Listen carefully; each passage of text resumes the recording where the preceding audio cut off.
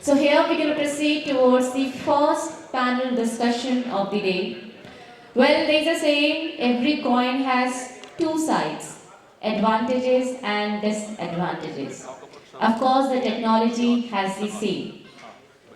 So now, the panel discussion, the first one gonna be about the technology and the threat and overall national security scenario.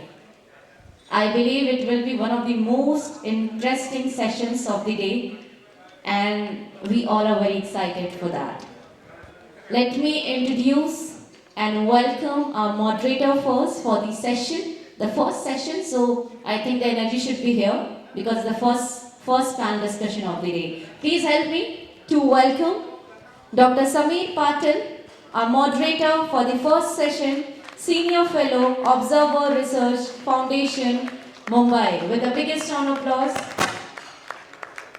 And our speakers, distinguished speakers in the house, ladies and gentlemen, help me to welcome Lieutenant General A.K. Bhatt, Director General, Indian Space Association. With the biggest round of applause. Can we have you, sir, on stage? And also Air Vice Marshal O.P. Tiwari, National VP, former Assistant Chief of Air Staff, former DJ, and Air Force Naval Housing Board. With the biggest round of applause, ladies and gentlemen. And Dr. R.K. Arora, Border Security Professional and Professor, IIT Delhi, and Advisor, IIT Bombay.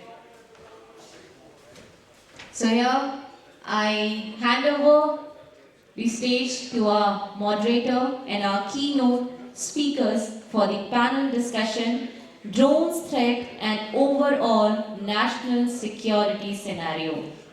All over to you, gentlemen. Thank you so much. Good afternoon and welcome to this first session of the National Security Dialogue. Drones, or the unmanned aerial vehicles, or uncrewed aerial vehicles as they are called, they have, in a sense, become very affordable and accessible in the last few years. The technology has become accessible.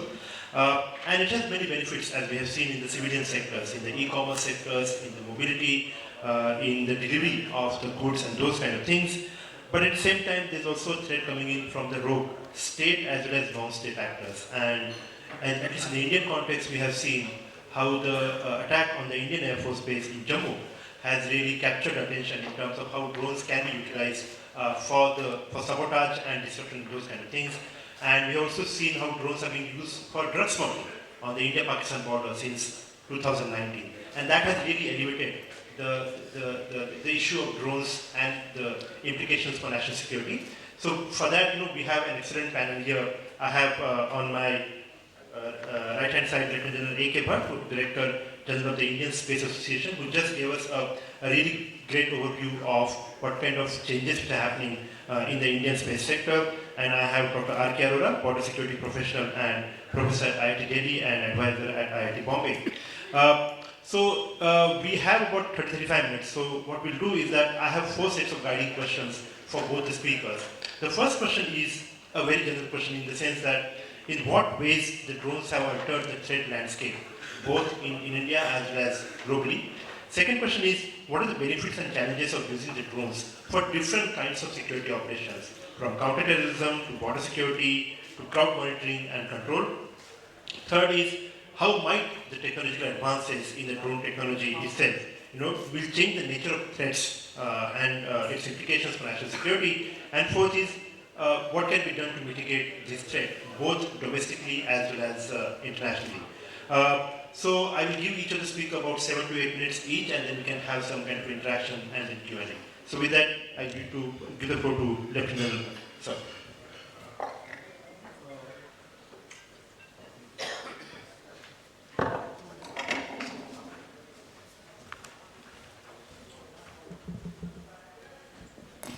I would start with my experience as a 15 Corps commander, where I have gone there to that valley for multiple tenures, and when ultimately, finally, as a fortunate general of the Indian Army, I was sent there to Command 15 Corps, I looked at what had changed from when I was a young major chasing terrorists to when now I was a Corps commander, and how could things be done better. And one thing very clearly emerged from my experience was that technology has to be used more to save life and make our operations more effective. And to do it and ensure it for the troops at ground, I had to even pass severe orders for operations, and one of my orders was that as soon as you come to know about a terrorist information, before you reach physically, your quadcopter should reach there. The first people who would lead and go there are your quadcopters. And let me tell you, that really worked. Many a times, my troops would go to a house which was supposedly having terrorists, and because we had 2 to 3 quadcopters flying around, we would know that is a man escaping from the third house. So firstly, escaping terrorists reduced, and more importantly, casualties to our own men also reduced significantly. And one of my experiences as a young officer, or I would say a little middle level officer, was when I was the Colonel GS of Victor Force, which General Attas mentioned. To me, every day, it was not what terrorists were being neutralized, the operations I was monitoring, the intelligence and all, and everything what was doing. But to me, the most sensitive and most important thing was every day when our convoys used to move from Banihal down to Srinagar. It was like a bride and a barat moving, and a minute to minute we used to monitor it. So when this was happening, and every day, those 2 hours or 1.5 hours the convoy took to come down was most important for me to ensure that it is safe. So one young major of one of my juniors said, "So why don't we use helicopters now?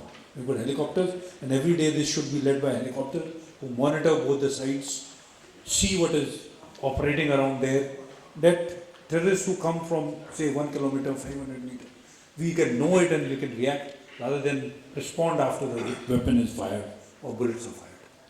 It was a great idea. But the thing was, we did not have adequate helicopters to do it. And when I went back as a Corps commander, it was possible to do it with quadcopters and UAVs. We could do that monitor. That apart, of course, after my tenure, we did have a very major incident called Pulwama, because, as I often tell people, we did succeed 39 times, and maybe we slipped once. And here is where we have to continue using technology to ensure that the 40th time does not happen. So, quadcopters today have brought a revolution into how police forces, security forces, the military can use these. All kind of unarmed UAVs, unmanned vehicles can be used. And today, when I was ending my tenure on the line of control, every commanding officer from his funds had quadcopters to see the area around. It had made life much more easier for him to check infiltration, to check what was on the other side of the hill. So drones have brought a revolution into how security forces and militaries operate. Its advantages have not only the military, but today are in agriculture, making smart cities, for construction, for carrying out survey. If you are aware, Survey of India has carried out that Samavita, that is ownership of land, and the mapping of it, which has been done by drones all over the country for logistic use. And very soon, your Amazon man is going to be replaced by a quadcopter. That will happen. Recreation, news gathering, all these places, there is much usage of this. But this brings a challenge to us in the security forces. But before I go into the challenges, I would just put into perspective how many drone companies are there in India. This is information from Google, but I would like to share with you. There are 546 drone companies operating in India today. There are 24 training institutes. There are 101 drone manufacturers. There are 26 drone manufacturers only for agriculture. Drone services companies are 227. Military drone companies are only 16. So we are a very small part of the drone world which has now been created in India. There are 3 companies in drone insurance. There are 2 companies who only provide sensors, payloads and cameras. There is a VC and corporate investment companies, there are 8 of them for drones. The regulatory bodies and associations are 23 for drones. This drone has become a revolution and it is being used in every aspect of usages. And if all this is happening, you know the number of drones which will be flying over. And in terms of finances, what they say is, it will be 4.2 billion, this industry will be in India by 2025 and 23 billion by 2030. That is the kind of growth it is going to have. But I'll put a caveat here. The biggest manufacturer of drones is one company in China called DJI, which produces 70% of the drones or the components. Here is where the first challenge is. What are the threats? Of course, all of you know it, but I would repeat it. Of course, one is the swarm drones, which can be used militarily or can be used by terrorists or other elements for striking a target. And like what the moderator mentioned, an incident like that, thankfully only one, did happen in Jammu, where an airbase was attacked. Fortunately, we didn't have any casualties. So, from a physical attack using a drone, to electronic snooping, to hacking into data centers, the dangers of air collisions which can take place because drones can be, there are restrictions laid down, but the risks to commercial aircraft has become much more. And of course, in Punjab, where they are being used for smuggling drugs, contraband and guns across. And as we can, as security forces, use it for surveillance, any other element can also use it for your surveillance of your sensitive places.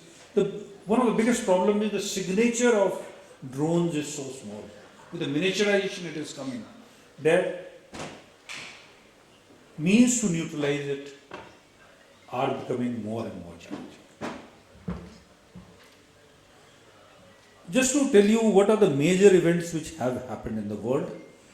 The first time, of course, ISS used it in October 2016 when Iraqi troops were attacked in Mosul. Then there was in August 2018, there was an attack on the Venezuelan president. He survived. In 2019, the Houthis used it on Saudi Arabia very successfully. In fact, the capacities of the oil processing and oil fields was reduced by 50%. Thereafter, Hamas has used kamikaze drones on Israel. However, Israel has been able to, it claims, has been able to intercept and disable it by using the Iron Dome system, the AD system they have of stopping rockets and missiles, which they have all over protecting Tel Aviv and Jerusalem and whatever. In India, the Jammu incident was the most serious one, but drone spotting since August 19 has been a number of times. 150 drone sightings have been reported only in 2021 and 2022. What do we do for mitigation? Of course, one is a restriction or term of reference which has already been put on all manufacturers in India, and that is geofencing of their drone, that it can only move to areas and should not move into areas which are not allowed.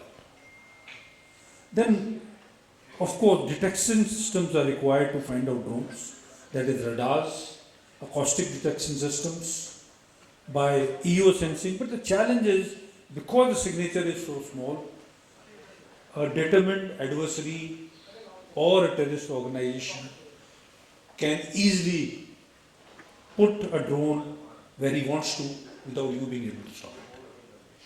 There are electronic defenses also, and one of the methods used, which we call the drone gun, is by disrupting the command link. But this also now, methods are being found to beat that. And the other is jamming the GNSS or its GNSS system which is there in the drone. These are the two known methods of electronic defenses. Disrupting the command link or the GNSS jamming. Then other, of course, kinetic methods are there, shooting down a drone or a UAV, or capturing it using nets. But both these methods have limitations.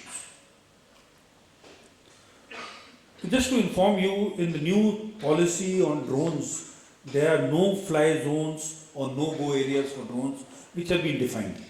It is all 5 kilometers around and all major airports, 3 kilometers around smaller airports, and 25 kilometers from the LAC or the LOC, drones are not allowed to be flown by any civilians.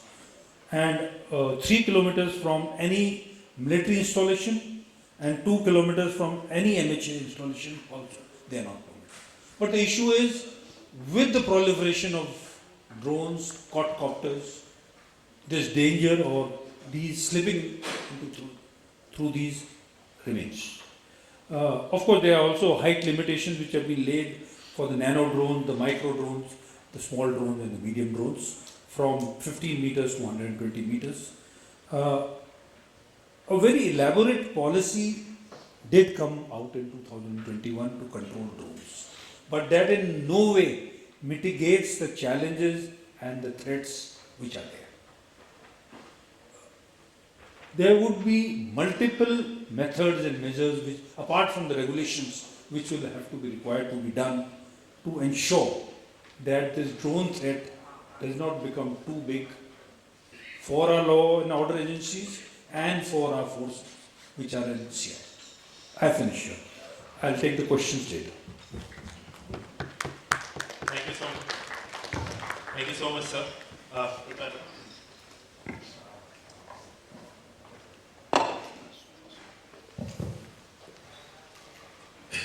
Thank you, sir. I think Lieutenant General Bhatt sir have given us a very detailed overview about the use of the drones, what type of drones are being used, and how they are posing a threat for the national security. If we talk in the management terms, future of any product depend upon the markets, demand and supply.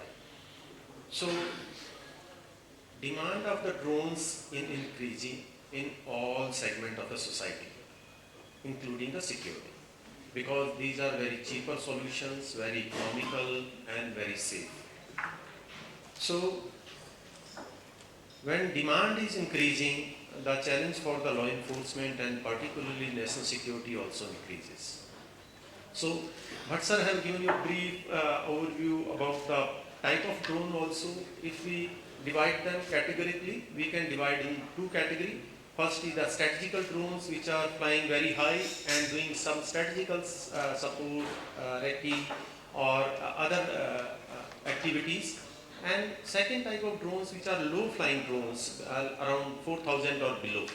So I will talk purely on the low flying drones which are these days posing a very severe threats and which is visible.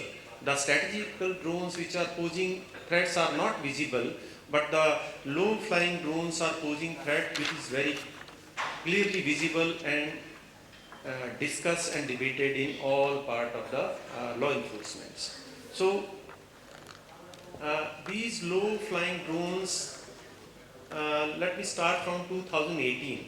It was, I think, month of August when I first time wrote in Eco Times about one of the drones detected by some of the law enforcement agency lying in top of debris in Fazilka area. And I argued that there was a rumor that this is a Pak drones carrying out the recce in the strategic defenses or DCD area. But I argue that this drone belongs to drug cartels. It's not a Pak government drones or maybe a recce purpose drone. Then few of my colleagues and some of the people from media also asked a lot of queries, how you can say this, what type of judgment you are having. Then because I was isolated and I was just, you can say, keeping quiet on these issues. And after 4 months, in the month of November 2018, I think, first time the Punjab police recovered a drone in Kemkern with the arms, ammunition and a lot of things. That was the first recovery of the drones in India. So immediately I got a call from a couple of people, then how you can say this, that drone was from the drug cartels and now this sort of a pattern is becoming. Then I explained the whole story. If you go to the US-Mexico border, it's similar to Indo-Pak borders, and the drug cartels were using the drone from almost 2016 December onwards. And drug activities are also similar to Indo-Pak borders, and these drones are very cheap, economical and safe for the transportation of, or you can smuggling the drones. So after that, all are aware there's a number of activity on the Indo-Pak border, how increasing, and now our strategic assets are being targeted by the drones. Jammu is one of the incident.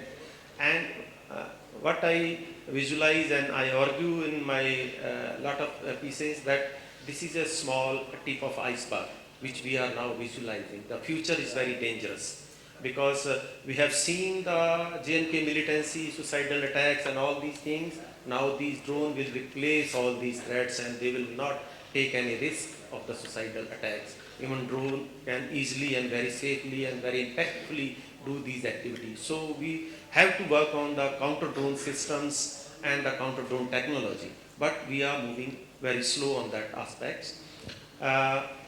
When we say low flying drones, we can further divide in two categories, offensive drones and defensive drones. In 2020, I submitted a proposal about the setting up drone battalions in the law enforcement, particularly in the border guarding forces and the armed forces.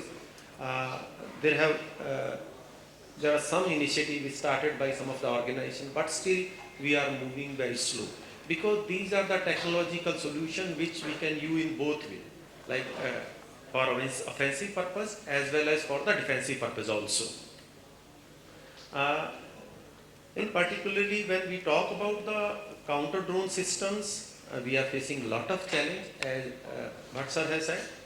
Why? Because these technologies are being upgraded regularly, and counter drone system you cannot upgrade that regularly. The limitations which we talk about, or the Bhatt sir have talked about the jamming and the spoofing, or the, you can say, GNS system jamming are still having a limitation because I will share you very practical case study. Like if we go through the data of the drones which were being used by the drug cartels, which were operating on the 2.4 gigahertz. When they came to know that these law enforcement agencies are having jamming system of 2.4, they switched over to other frequencies which were not detectable. Then those detection or jamming system were not effective. Because if we talk about any defense mechanism or any perimeter security or border security mechanism, there are three parts of this. First is the detection, then second is the identification, and third is the response mechanism. So detect you can do by naked eye or by human sources, and by identification is very difficult. So similarly, these technological systems which we are using these days for the counter drones are having a lot of limitations because these criminal networks or anti-national elements are using those upgraded technology. Even these days they are using the autonomous drones, which are even not being jammed. So these are automatically, you can say, programmed. They start from their originator points, go to the destinations through different routes and come back through some different routes. So they are posing more challenge. So if we raise this type of units, when I say unit, it may be 200 people, maybe 300 people, well-trained people, well-equipped people of the offensive platoon drones as well as the defensive, where we can have an offensive operation as well as the counter drone operation also. So we have to go systematically on these aspects, but the challenges we are facing from the different part of the groups are acceptability. Because as on date, we are using the existing human resources for the counter drone system also. And that's the biggest drawback, because we don't have those skilled and trained manpower which can use these counter drone systems. So, working on these drone aspects, particularly for the national security context, we need to streamline our policy, our strategy and our vision, how we should go in all the organization, because now these days the border guarding forces are facing the first threat on all part, and we are talking about only western front. We are not even discussing, debating on the eastern part, what is happening, because nobody is talking about the eastern theater, drones being used or not used and how they are using. So because purely we are discussing and debating this western theater. A lot of activities on static drone as well as low drone drones are also happening in the eastern theater. So we have to look into that aspect also and formulate our policy short term, mid term and long term. And one of the key point which I would like to make, the gap between the industry, practitioners and the policy maker, particularly in Indian context.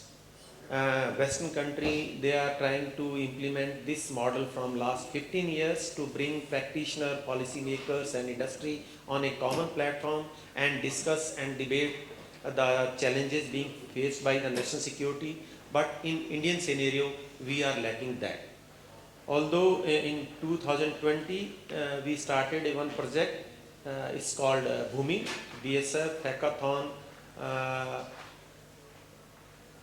for anti-drone system, in which we incorporated IIT Bombay, IIT Delhi, Ministry of IT and BSF. And one of the system was developed indigenously, that's anti-drone guns, still being used, and a lot of guns have been procured by the border guarding forces as well as the other armed forces also. But this is a small initiative. We need to work on this type of initiative regularly and all fronts. And we have to think different way, like use of artificial intelligence to detect and identify the drones, and how we can create the response mechanism. There are some Indian startups which are working on these technological solutions also, but they need a lot of support from the practitioners as well as for policy makers. Because I regularly visit the Indian startup system of IIT Bombay, IIT Delhi, and some of the startups associated with the IDEX and the Ministry of IT. There are a lot of youngsters which got a lot of potentials on these aspects, but we are not able to tap those potentials. I think very soon you will be reading one papers on their drone aspects, which me and Samir have drafted, which covers all aspects of the drone threats, particularly related to national security as challenges, and it's of the how the pattern is emerging on the western borders and how we are responding to that.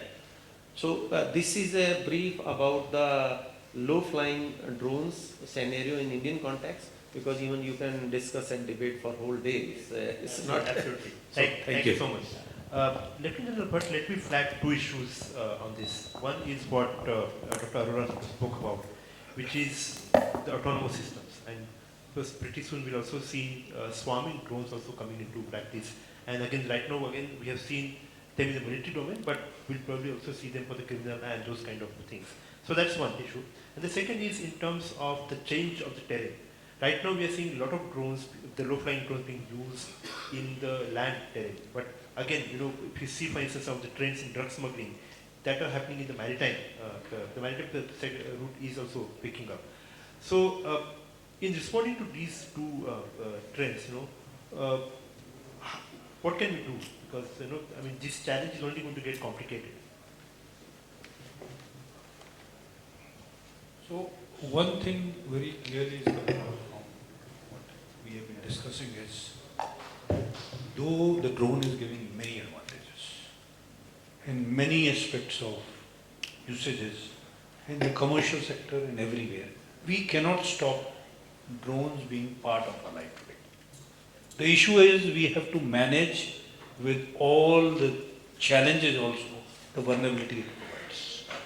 And the countermeasures.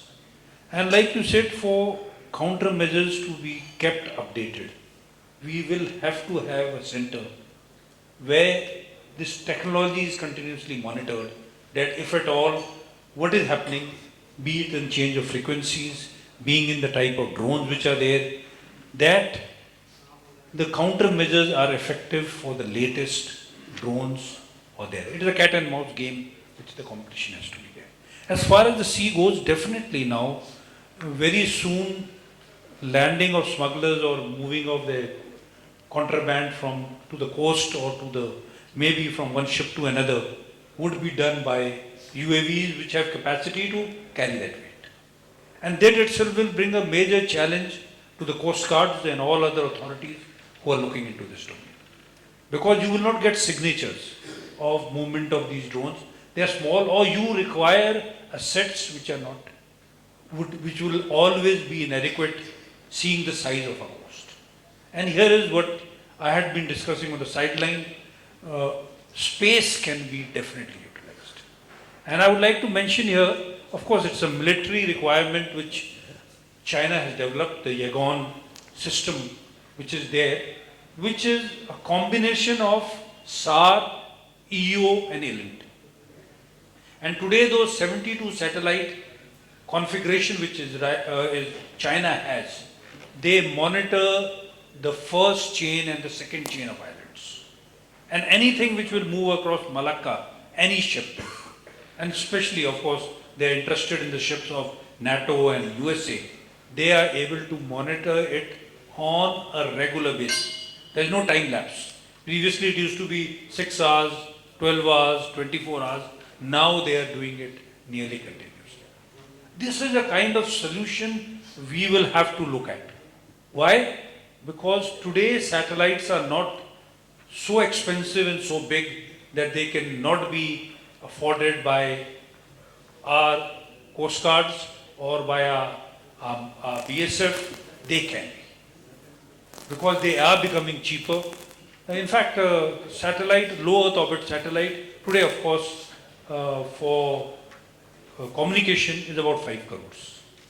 But this cost is going to come, I'm talking maintenance, launching it and everything. But this is a satellite which is, I'm talking of a category of 150 to 250 kgs. But what would be required for this monitoring would be much more smaller satellites. Much more many nano satellites which are affordable, which are reusable, and which can provide sensors from the sky for giving you an early warning or monitoring this. That is what I would say. Thank you. Dr. Arora, you spoke about the Bhumi hackathon as well as your proposal for the drone battalion as such. But besides the swarming drones and those kind of things, we'll also probably see now very soon the use of jumping suits also to cross the borders and those kind of things. Does it require, in a sense, in your view, a fundamental transformation in how we visualize border security and in what ways we can protect the border? Yes, I think it's a very interesting question, because in the sidelines we were discussing about the defense budgets and the budget for the guarding forces, because Mr. Chauria is having a tomorrow discussion on that part. So I was raising a flag on this when we compare the budget of the any developed country, particularly of the European or the US. Most of the budget being used for the technological solutions or the innovation or research or the new project implementation, where in case of Indian law enforcement or armed forces, chunk of the budget goes for the salary, pensions and the human resource management. Only 15 to 20% budget is being catered for the technological solutions. So here the question of the financial viability comes. What type technology you are using and whether it's financially viable or sustainable or not. So when we talk about the border security, we have spent a lot of money on the physical infrastructure, which include the border fence, flood lighting, other barriers in the form of towers or other fixed systems. But now after the drone used by the criminal networks, these all barriers have become irrelevant.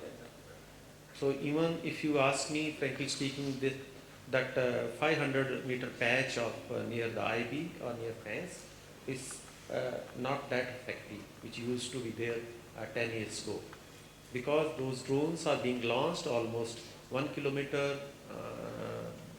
from the fence or IB, and then they are dropping the consignment almost 1 kilometer, 1.5 kilometer, maybe 2-3 kilometers, depend upon the loads and capacity of the drones and how they have decided the RB. So with emergence of these technology, these fixed and physical barriers are losing slowly and gradually their relevance. We have to think something innovative and new concept for the border security. In that's why I was saying about the raising of the drone battalions. Because if we are having a suppose maybe a 2 battalion on the Jammu and Punjab, that can cover the border area, so that they can have offensive operations as well as surveillance, as well as the deep operations in the our own territory. So those can be very helpful, and those should be technical trained staff which are posted or recruited for those battalions. Otherwise in forces you train the people and after 2-3 years they are sent somewhere else, again you come back to zero, and those guys are being used not used properly or effectively. So that was the main concern about the drone battalions. Second part about the some sort of platforms, innovative platforms where you can have indigenous, sustainable, cheaper solutions which can be deployed for those border security. That's why we started a new initiative with the joint collaboration of the 4 stakeholders, which includes the BSF, Ministry of IT, IIT Bombay and IIT Delhi. These were involved, and the grant was given by the Ministry of IT. BSF implemented the project on the border and invited almost 50 startups from India, from different institutions, and we took them to the borders area, asked them to carry out the trial about the threat problems, and those were included the detection of tunnel search and anti-drone systems and move of the electronic devices in the border area. So in that series we could find one of the startups from Pune who could make out the anti-drone gun, particularly some, and that is also being regularly upgraded and being used by the border guarding forces. So that sort of a systematic and permanent platform should be created, although I think Ministry of Defence has created beautiful platform IDEX. They are doing a great job and they are engaging a lot of startups from various part of the country. They are also involving the practitioners, and I think that's the way how we can move forward and how we can use our indigenous and cheaper solution, otherwise it will not work. With what happened with the CIBMS will happen with any of the expensive anti-drone system if we bought outside countries like this, because that's very expensive. Thank you. Thank you. So we have about 4 minutes left, so if I can have some questions with Prof. Yes, sir. I may not need a mic if you can hear me. Just to inform you, I was invited and I took part in, there is a Bureau of International Aviation Games. Since many of you deal with these drones and all, the colleges are having drone dance competitions. They are having drone weightlifting competitions. There is drone related games are taking place. Though in very small pockets I am seeing, but I am lucky to be associated with one such activity. So since you are professionals in this field, may like to take it as information point. You can go to Twitter or Google, it's called BEIAG, Board for International Aviation Games. So people like C. Grants, you may like to sponsor some of the events. Because khel khel mein padhai ya siklai is the way what our PM has also said. The second issue that, sir, I wanted to suggest to you is, sir, any solution we want to, we in army are already cutting down people. Any solution which recommends additional raisings is again going to cause same problems, revenue budget. May like to look at solutions like police getting upgraded into these roles. After all, today BSF has got this authority to extend their surveillance deeper. So we have large standing police forces which are, of course, I agree with you, they are not as professional as BSF. BSF is far more professional. But guess, we have to raise their standards. If we can do this integration backwards and upgrade them to this capability, then that manpower thing will not come in your way. Otherwise, somebody will always tell you that more money on raising people when we have to cut down forces. That's one suggestion, sir. Thank you, sir, and I fully agree with your this comment about the inclusion of the local stakeholder. And I always say, when we say border security, there are 4 pillars of the border security, which includes the boots on the ground, then technological solutions being used, third the border security infrastructure, and fourth is the local environment. When I say local environment, it includes the local administration, local law enforcement, even people of the borders are very critical. If we are not engaging all stakeholders, we will not be able to achieve the sustainable border security. So you are 100% right, sir. We have to engage all stakeholders if we want to survive or secure our border in these technological eras. Thank you, sir. Just one last question. Yeah. So, okay, quick questions. First of all, thank you Mike. very much, sir, to the panel and General Bhatt and Dr. Arora both. My question is for both of you. One, General Bhatt has said that about usage of drones and how it is the usage is increasing. And Dr. Arora has mentioned about counter drone systems. Very thought-provoking indeed, both the aspects. My question is with respect to, I think I'm audible? Yeah. So my question is with respect to the counter drone systems and the legal framework behind it. Now, these discussions has left a little bit of doubt in me. Suppose you are operating somewhere closer to the coast or maybe say about 30 kilometers inside towards the sea, and you happen to detect a drone. What is the legal framework existing? Because counter drone system, I am very sure there are no policies. General Bhatt has brought out that how to use the drone, but how legally empowered we are to counter the drones if we at all detect it, and are there any inroads being made towards bringing out some legislation on this? Thank you. Sir. 30 kilometers. It's 30 kilometers.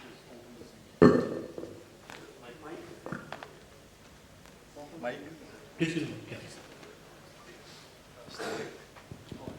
Yeah, almost every day we hear of a news of a drone dropped in and around Punjab border.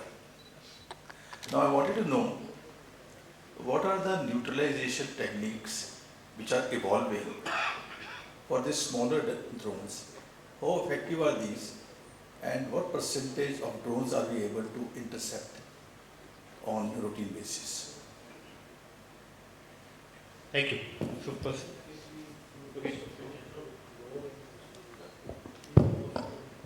Yes. So, first about the counter drone systems. This is also very funny game about the counter drone system. The particularly being used worldwide is the jamming system, jamming the frequency. But it's very technical, and it's you can say automatically will reply to your question about the jurisdictions, because how it works. Jamming system is almost like putting up or generating some sort of same frequency. When drone fly from a originator point, as far as it goes, the control of the drone from the originators have a less signal strength. So in that case only the counter drone jammer is effective. If the distance of the drone is more from the counter drone system than the originator, then jammer will not be able to jam the system.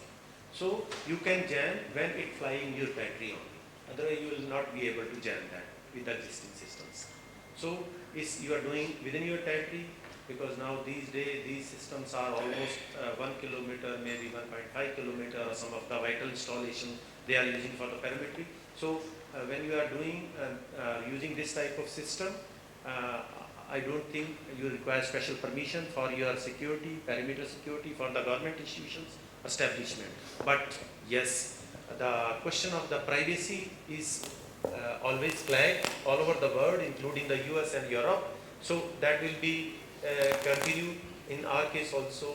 So still we are not having that sort of a problem with the US and the European country as facing about the right of privacy. About the second counter drone system, sir, as on date, generally worldwide, I think there are two types of things are being used. First, the jammers through the frequency. Second, about the radars and the GPS we call spoofing. So because there are 5 GPS navigational systems which are being used worldwide, different like Baidu, GNSS, or some of the Chinese using Baidu. So these spoofing system jam the GTM system, which give the directions and the control to the drones, and so drone is confused where to go, so it goes down. But now these users are very innovative. Now they are covering these GPS system from downside. So these spoofing system are not able to jam those GPS system. And similarly on the frequency part also, as on date globally if we see 433, 930, 2.4 and 5.4, these are the common frequency being used, and now these anti-drone system are also upgrading themselves to these frequency so that they can bring down all type of drones. But again, the mouse and cat game is there. If you have a more powerful signals, you will be able to bring down the drones, otherwise drone will survive. That's the basic thing.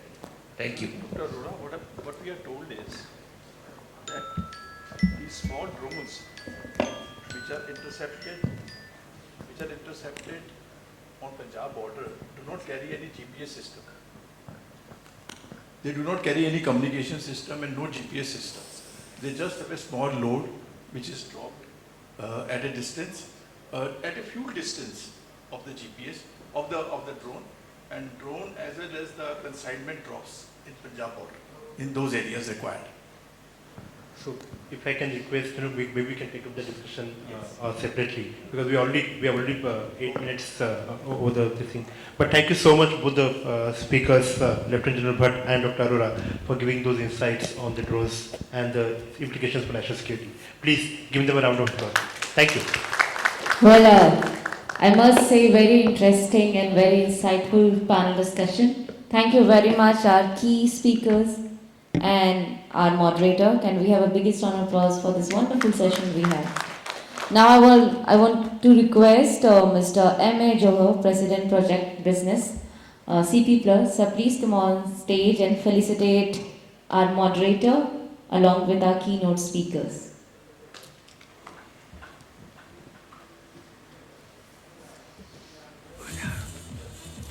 So, I would like to request Mr. Johar, please felicitate our moderator, Dr. Sameer Patil, with the biggest round of applause, ladies and gentlemen.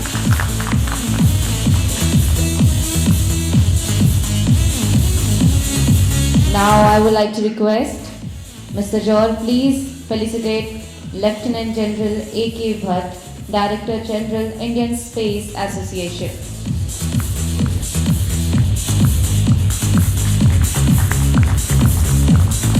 Thank you very much.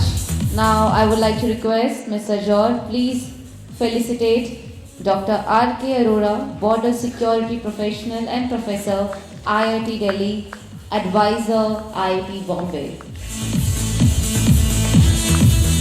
Can we have a group photograph?